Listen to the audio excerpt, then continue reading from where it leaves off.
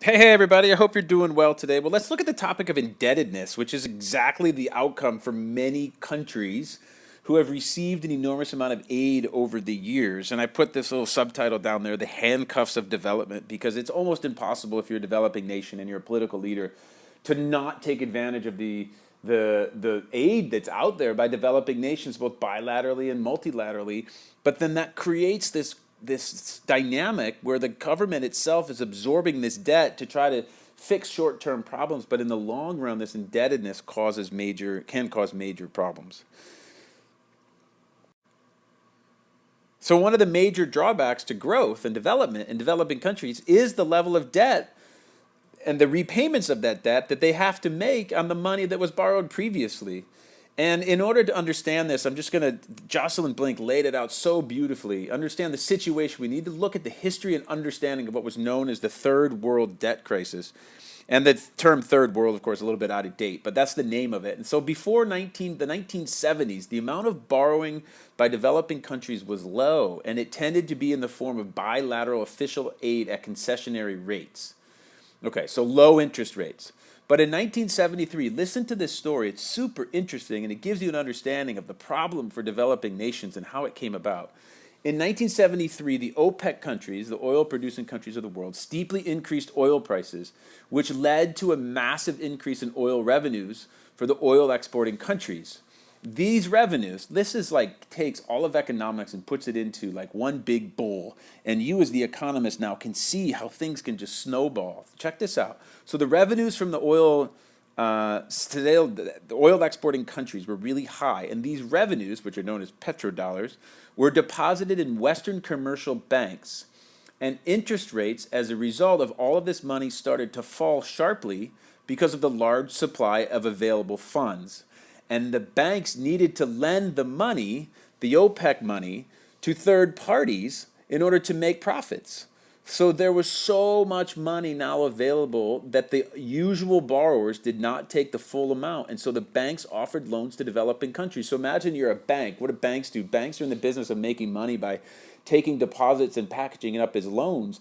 And the only way you make money is to sell those loans. But if you end up with so much money you can't give loans away, you're not making any money. It's just like Pizza Hut, like all of a sudden having a lot of cheese and dough and tomato sauce and tomatoes and toppings, and they got it all like great. Somebody gave them a great deal on all this ingredients, but no one's buying their pizzas. What are they going to do? They're going to find a new market for the pizzas. And that's what the Western banks did. They found a new market for all this money that was coming into their banks, that they wanted to sell to make money. And so the developing nations started to borrow money from Western banks. But these loans were made at market rates, which means that they changed, not the soft rates. So they were also repayable in hard currencies and not the currency of the developing nation. So that means foreign reserves. And although the banks lent huge amounts of money, they did not monitor what the money was being used for. They're just loans to governments. And unfortunately, relatively little of the money borrowed was used for development purposes, and some of it went into large infrastructure projects that failed. So approximately 20% of the money that was spent on and approximately 20% of the money was spent on guns. And large amounts went into the private bank accounts of dictators, generals, and corrupt politicians. You can see the problem brewing already. And so although the borrowing by developing countries grew at an alarming rate, they managed to keep up with these payments, however, in the 1970s, as there were high rates of inflation in the world, so real interest rates were really low.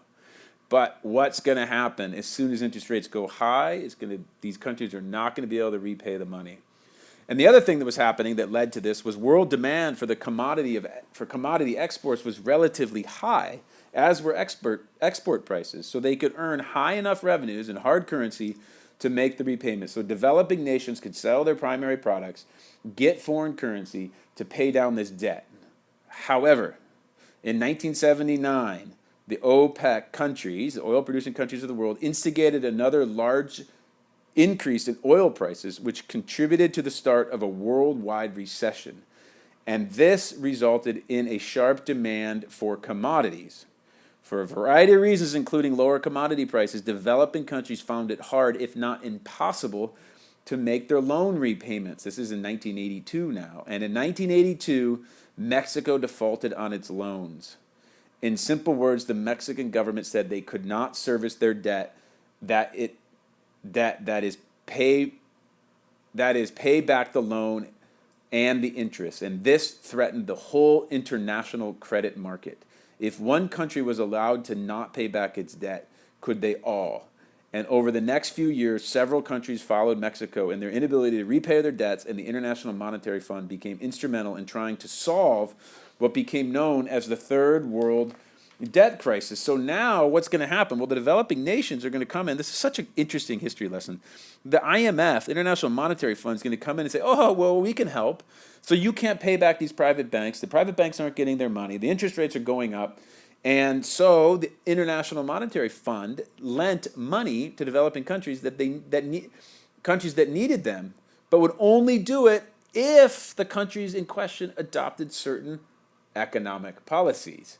And these economic policies were known as structural adjustment policies. And there's another video on structural adjustment policies you can watch. But structural adjustment policies forced developing nations to encourage trade liberalization. It forced them to encourage exports on primary agricultural products and cash crops. It forced the devaluing of the currency. It encouraged foreign direct investment. It encouraged the privatization of nationalized industry. They were forced to reduce government expenditure in order to ensure the government budgets were balanced. Developing nations were forced to have austerity measures which reduced social spending. Developing countries had to start charging for basic services like health and education. They were forced to remove subsidies, to improve the governance around the process where decisions were made about economic policies. Listen, dude, listen. All of those things that I just talked about are great if you're a developed nation. The IMF, if you wanted money, you had to follow their rules. So imagine if you're a leader of a developing nation, you need money, you can't pay back these loans. The International Monetary Fund says, sure, we'll give you money, but you have to cut spending on education. You have to cut spending on healthcare. You have to open up your trade policies, which will lead to maybe certain sectors of your agricultural economy collapsing. You need to devalue your currency. You need to privatize national. I mean, these are things that local politicians, while they sound great, would have a really hard time doing. And now you have a political crisis along with an economic crisis, and it just can come undone for a developing nation. Okay, so here's the tension between international desires to help, but also we'll help you, but you must follow our rules. But by following those rules, the International Monetary Fund made it really difficult politically for leaders in developing nations to implement those rules because they're not in the best interest of their population oftentimes. So then later on, these debt relief ideas came up, and many governments around the world were saying, whoa, okay, listen, they're never going to be able to pay back all these debts, right? And so some of the ways in which international or developing nations thought was like, well, if we give debt relief, which means you say, okay, fine, you don't have to pay us back. It opens up resources for social spending, reducing, of course, the debt service and improving the debt management. All of these things are the product of a long-term realization that the International Monetary Fund and this massive debt that was accrued as a result of the oil crisis in the late 70s, early 80s created this debt that can't be repaid. And so it's not really in the best interest of the developing nations or the developed nations rather, to force these countries to pay back their debt because it makes it really impossible. But that, of course, is an extraordinarily controversial topic. Okay, so I hope you understand that the complexities of indebtedness. Indebtedness is the outcome of long-term reception of aid. And if it's done in a way that isn't monitored, or there's just like this confluence of political and economic reasons, which I just described in the Third World Debt Crisis of the 1970s, you can see how it would just get away from governments. And then what? It gets really complicated is what? All right?